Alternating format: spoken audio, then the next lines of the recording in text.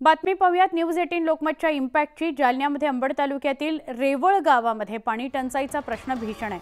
दुसरीकडे लातूरच्या हणमंत जवळगा या ठिकाणीही ग्रामस्थांना दुष्काळाच्या झळा सोसाव्या लागतात। न्यूज 18 लोकमतने या दोन्ही ठिकाणच्या बातम्या केल्या होत्या। इथली दुष्काळाची काय दाहकता आहे ती दाखवली होती।